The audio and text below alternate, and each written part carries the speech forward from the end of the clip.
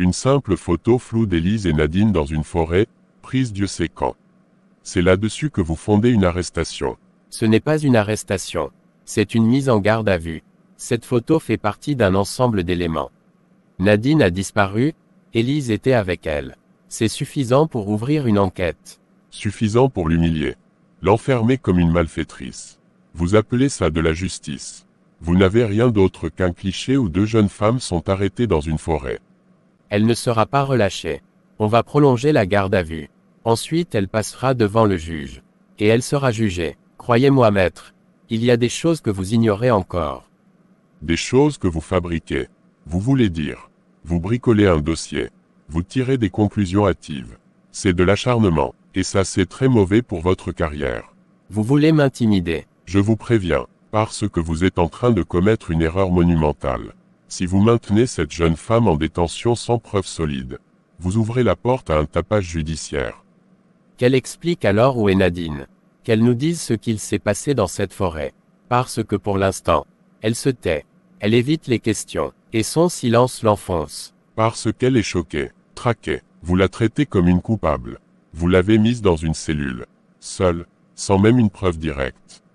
C'est du délire. C'est de la procédure. Et je vous conseille de ne pas vous mettre en travers. Ce n'est pas votre tribunal ici. C'est ma juridiction. Votre juridiction n'est pas au-dessus de la loi. Et si vous continuez à la piétiner, ce ne sera plus devant moi que vous répondrez, mais devant l'inspection générale. Et là, vous n'aurez plus votre petit bureau, juste une chaise face à vos propres fautes. Elle restera là où elle est, jusqu'à ce que la vérité éclate. Et quand la vérité éclatera, ce n'est pas Élise qui sera jugée. C'est vous.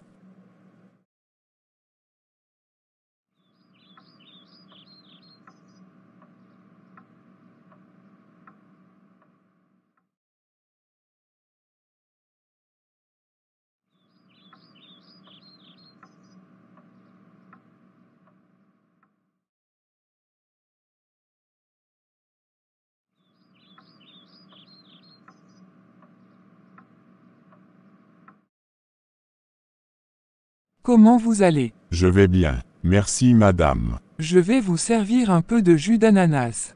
Non merci. Lydia n'est pas là. Je passais juste prendre de ses nouvelles. Mais peut-être que c'est vous que je devais voir. Vous croyez au destin? Je commence à y croire. Il y a des rencontres qu'on ne programme pas, mais qui tombent pile au bon moment. Exactement. Parfois, Dieu fait que deux personnes se parlent parce que l'une doit entendre quelque chose. Dites-moi, qu'est-ce que vous cherchez dans la vie? C'est une question pertinente. Je dirais, la paix, la stabilité, et un peu d'amour. Si ce n'est pas trop demandé. C'est ce que disent les hommes quand ils commencent à se lasser de courir les femmes. Quand ils ont vu qu'aucune beauté ne nourrit le cœur vide. On dirait que vous avez vécu. Oui bien sûr, marié pendant plus de 30 ans avec un homme têtu comme une pierre. Mais fidèle, et surtout honnête. Comment on fait pour tenir aussi longtemps? On serre les dents, on prie, on oublie certaines blessures, on se rappelle pourquoi on a commencé. Et surtout, on apprend à perdre un peu de soi pour garder l'autre. Mais si l'autre ne fait pas d'effort? Alors il faut décider, est-ce que je le tire ou est-ce que je le laisse? Est-ce que Lydia vous écoute quand vous parlez comme ça? Elle m'écoute, mais je ne sais pas ce qu'elle pense de l'amour après son divorce. Et pour vous, c'est quoi l'amour? C'est quand tu regardes quelqu'un et tu te dis, même dans mes mauvais jours, il ne partira pas. Et toi aussi tu restes. Même quand l'autre devient méconnaissable. Même quand il pue la défaite. Ça fait peur. Non, c'est noble. On ne se marie pas pour être heureux. On se marie pour donner. Et quand les deux donnent, le bonheur se construit. Mais aujourd'hui les gens ne veulent plus donner. Ils veulent recevoir. C'est pour ça que les mariages ne durent pas. Tu prends, et quand il n'y a plus rien à gratter, tu jettes. Comme une mangue déjà mâchée. Je sens que je vais sortir d'ici avec un carnet rempli de proverbes. Je n'ai pas fini. Dis-moi, est-ce que tu veux te marier? Je ne suis pas contre. Mais j'ai peur de tomber sur une femme qui ne sait pas ce que c'est que traverser la tempête sans fuir. Alors il faut choisir une femme qui a déjà connu le vent. Une femme qui a lavé les larmes de sa mère. Une femme qui sait faire à manger quand il n'y a que 2 oignons dans la cuisine. Vous êtes une bibliothèque, et moi je suis un lecteur affamé. Tu sais, la beauté vieillit. Les formes tombent, mais le caractère reste. Il faut aimer le caractère d'une femme. Sa manière de respecter les gens. Sa façon de prier. Sa manière de gérer une dispute. C'est ça la vraie beauté. Et si je vous dis que j'ai un faible pour votre fille? Ce n'est pas moi qu'il faut convaincre, c'est elle. Mais attention, Lydia est douce, mais elle a son feu intérieur. Elle ne supportera pas un homme qui joue au roi sans être serviteur en retour. Je ne veux pas jouer au roi. Je veux juste une reine à mes côtés. Alors faites-lui confiance, soyez constant, et surtout parlez-lui, ne disparaissez pas quand elle fait une erreur. Merci pour cette sagesse. Elle vaut plus que 1000 consultations. Vous avez l'oreille attentive, c'est rare chez les hommes. Je comprends mieux les femmes maintenant. Je vous souhaite de trouver une femme qui sache lire votre silence. Parce que parfois, un homme ne dit rien, mais il souffre. Et une femme sensible saura le voir. Je crois que je suis bien tombé aujourd'hui. Bonjour, est-ce que Victor est là? Il est occupé, vous êtes. Je suis son ex-femme. L'ex-femme. Qu'est-ce que l'ex-femme vient faire ici comme ça un mercredi après-midi? J'ai besoin de lui parler.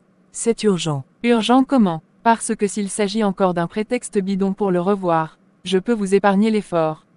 Il est passé à autre chose. Il est avec moi maintenant. Je ne suis pas là pour des enfantillages. C'est sérieux. Vous pouvez juste lui dire que Lydia veut lui parler. Vous savez quoi? Non. Parce que Victor m'a prévenu que vous alliez sûrement essayer de réapparaître dans sa vie avec vos soi-disant urgences. Vous avez eu votre chance. Vous l'avez gâché, vous avez perdu, il est heureux maintenant. Vous croyez vraiment que vous me faites peur avec ce petit numéro? Je ne suis pas venu pour vous. Je suis venu pour lui. Mais c'est justement le problème. Il ne veut plus rien avoir à faire avec vous. Et vous savez pourquoi? Parce qu'il s'est enfin rendu compte de votre manipulation. Vous l'avez enfermé pendant des années. Votre emprise. Je n'ai manipulé personne. J'ai vécu avec un homme qui passait plus de temps à critiquer mes parents qu'à me prendre dans ses bras. Un homme qui me regardait comme une erreur chaque fois que j'ouvrais la bouche. Vous appelez ça du bonheur? Je sais juste qu'avec moi, il sourit. Il dort bien, il cuisine, il danse. Vous savez ce que c'est. Une soirée sans cris, sans reproches, sans pleurs. Probablement pas. Il cuisine maintenant. Je suppose que c'est grâce à votre incroyable talent pour le domestiquer. Félicitations. Peut-être qu'il met même la table sans qu'on le supplie. Vous êtes jalouse, c'est flagrant. Vous n'êtes pas venu pour une urgence. Vous êtes venu parce que vous avez vu qu'il allait bien sans vous. Et ça vous bouffe. Je suis venu parce qu'on a des affaires à régler. Et contrairement à vous, je ne me pavane pas dans la vie des autres. Vous êtes juste la suivante sur la liste. Non, je suis la dernière sur la liste. Parce qu'il a fini de jouer aux poupées cassées. Il veut une femme qui sait ce qu'elle veut. Pas une petite victime qui pleurniche dès qu'on lui dit la vérité. Vous croyez être cette femme-là. Vous vous bercez d'illusions. Victor change de peau selon la personne en face. Aujourd'hui, il sourit. Demain, il vous fera sentir que vous êtes de trop. Bon courage. Sauf que moi, je ne le laisse pas me piétiner. Moi je réponds. Moi je ne suis pas là à espérer un compliment ou un câlin comme une mendiante affective. Je n'ai jamais mendié. J'ai aimé. C'est vous qui vous contentez des miettes. Et pourtant, c'est moi qui l'appelle chérie. C'est moi qui dors dans son lit. Vous êtes une ombre du passé. Une erreur. Un regret. Une erreur. Peut-être. Mais sans moi. Il serait encore chez sa mère. C'est moi qui l'ai aidé à se relever quand il avait tout perdu. Et maintenant que le sol est sec, Madame arrive en talons pour parader. Vous vous racontez des histoires. Vous vous accrochez à ce que vous pensez avoir construit. La vérité c'est qu'il ne vous doit rien. Rien du tout. Ce que vous aviez est fini. Détruit. Et si vous avez encore un peu de dignité vous partirez. Je partirai, mais retenez ceci. On ne se débarrasse pas de son passé comme d'une vieille veste. Il finit toujours par revenir. Et parfois il cogne très fort à la porte. Dites-lui de ma part que la porte est fermée à double tour. Depuis ce jour, je n'ai plus jamais franchi le seuil de cet appartement, ni cherché Victor. Je n'ai pas essayé non plus de le joindre, parce que même si j'ai besoin de son aide, j'ai compris que je devais avancer seul. Je suis allé voir l'agence immobilière le lendemain. J'ai plaidé pour un délai. Le temps qu'on puisse solder la maison de mes parents. Au début, ils étaient fermes inflexibles. Mais au bout de longues heures, de beaucoup de mots et de promesses, ils ont accepté de nous laisser quelques mois supplémentaires. Avec le docteur Farid, c'était devenu un rendez-vous régulier. Il voyait plus loin que mes cicatrices. Il savait écouter sans juger. Je ne lui ai pas encore dit que je suis enceinte de mon ex-mari. Un jour, je suis sortie juste pour acheter du sirop contre la toux. Rien de plus. Je n'étais pas sortie depuis 2 jours. Et je me suis retrouvée dans cette pharmacie au coin du quartier. Et qui je vois? Jade. J'étais étonnée de la voir dans mon quartier. Ça faisait des mois que je ne l'avais pas vue. Elle avait l'air fatiguée. Mais toujours souriante. Toujours polie. On s'est dit bonjour. On a échangé quelques mots. Et puis comme ça, sans prévenir, j'ai posé la question. Et Ellie? Elle va bien. Je ne pensais pas que cette simple question allait changer ma journée. Elle m'a regardée, et elle m'a dit, elle est en prison. J'ai d'abord cru que c'était une blague. Mais, non, c'était vrai. Elle m'a expliqué calmement, posément que ça fait 3 mois maintenant. Que le procès a eu lieu. Qu'elle a été condamnée. Et le plus fou, c'est que je ne connais même pas la fille qui est au cœur de tout ça. Nadine, juste un nom entendu 1 ou 2 fois. Je sais qu'elle avait un salon de coiffure. C'est tout, mais à part ça rien. Et malgré ça, j'ai senti une boule dans ma gorge. Parce que c'est bizarre, quand on entend qu'une personne qu'on connaît un peu est en prison. On ne sait pas comment réagir. On cherche dans notre mémoire. On se demande, est-ce que j'ai raté un signe? Mais la vérité c'est que je n'ai rien vu venir. Je n'ai rien su, rien compris. Jade m'a dit qu'elle va la voir de temps en temps. Qu'est-ce qui a bien pu se passer? Qu'est-ce qui a mal tourné? Tu crois connaître les gens. Tu crois savoir à peu près où tu mets les pieds. Et puis un jour, paf, le choc. Une simple phrase, dans une pharmacie et tout s'écroule. Je suis rentrée chez moi. Je me suis assis. Et depuis je pense, pas à Nadine. Non, je ne la connais pas. Mais à Élise, à toutes ces conversations qu'on a eues. Parfois à la va-vite. À ces moments banals. Et je me demande si quelque part derrière ces sourires, elle ne criait pas déjà à l'intérieur. Mais bon. Peut-être que je me pose trop de questions. Jade m'a dit que la justice a tranché. Que les preuves sont là. Que c'est lourd. Alors peut-être qu'elle est coupable. Peut-être pas. Je ne sais pas. Et franchement, je crois que je n'ai pas le courage d'aller creuser tout ça. Tout ce que je sais, c'est que j'ai eu froid dans le dos quand Jade me l'a dit. Et depuis, je repense à cette phrase. Elle est en prison. Tu as l'air préoccupé. Est-ce que tout va bien? Tu as bonne mine. Mais il y a quelque chose dans ton regard qui dit le contraire. Il faut que je te dise quelque chose. C'est important. Je t'écoute. Tu sais que tu peux tout me dire. Je suis enceinte. Tu es enceinte. Depuis combien de temps? 5 mois. 5 mois. Mais je ne savais même pas. Tu ne m'as jamais rien dit. Je n'ai rien remarqué. Tu ne ressembles pas du tout à une femme enceinte. Je sais, j'ai tout fait pour cacher. Je porte des vêtements larges. Je m'arrange pour que ça ne se voit pas. Le père est au courant. Non. C'est arrivé avant notre divorce. Je ne savais pas encore que j'étais enceinte quand on a signé les papiers. Et après tout est allé si vite. Et je ne veux pas qu'il sache. Pas pour le moment. Peut-être jamais. Mais c'est son enfant. Pourquoi tu ne veux pas qu'il sache? Je crains tellement qu'un jour il revienne. Et qu'il veuille réclamer cet enfant. Qu'il dise que c'est le sien. Qu'il a des droits. Tu as peur qu'il te l'enlève?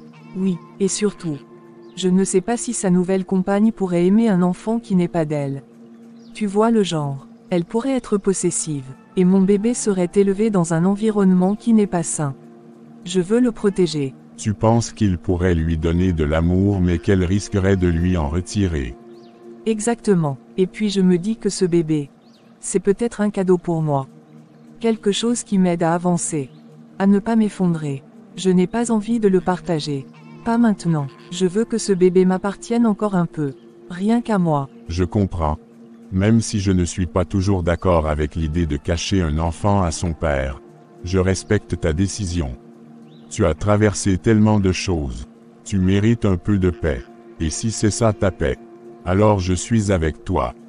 Merci. Je ne voulais pas te mettre dans une position difficile. Mais je ne pouvais plus garder ça pour moi. Tu as bien fait de me le dire. Tu ne seras pas seul. Je serai là pour toi et pour ce bébé. Même à 3 heures du matin si tu veux des mangues. Ou bien des biscuits au gingembre. Et si je veux du jus de goyave à 4 heures du matin? Alors j'enlève mon pyjama, je prends ma voiture et je viens. Tu es fou. Non. Je suis juste quelqu'un qui tient à toi. Et qui veut que tu saches qu'à partir de maintenant, vous êtes deux, et je suis là pour vous deux. Je crois que tu viens de me faire le plus beau cadeau aujourd'hui. Tu m'as fait confiance. C'est moi qui te remercie.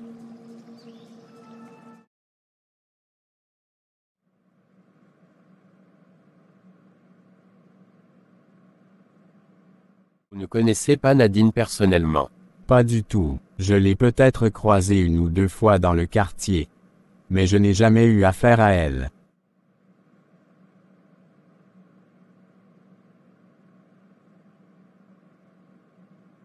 Voix de dos est de taille moyenne. Et il porte un chapeau. L'homme sur cette photo, c'est peut-être la dernière personne à avoir vu Nadine vivante. Je vais prendre congé de dos. Comment vous comptez l'identifier? Bien vrai qu'il est du dos et de surcroît il porte un chapeau. Mais on distingue sa coupe de cheveux. Un style très particulier.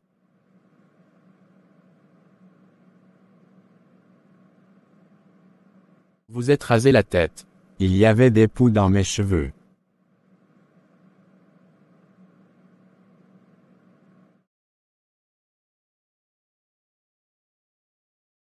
Quelle surprise de vous voir.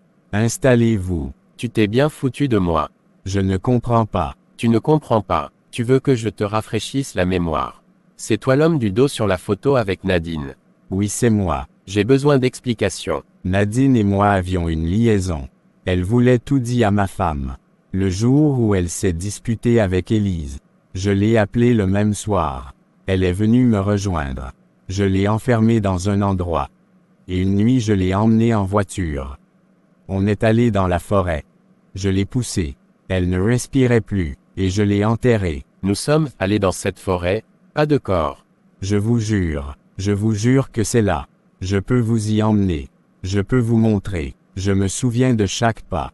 Tu sais que si tu mens encore une fois, c'est terminé pour toi. Je ne mens plus, plus maintenant. Je suis prêt à tout dire. C'est moi qui ai mis le feu dans la maison. Allons, tu vas me montrer où tu l'as enterré. Ok, c'est compris.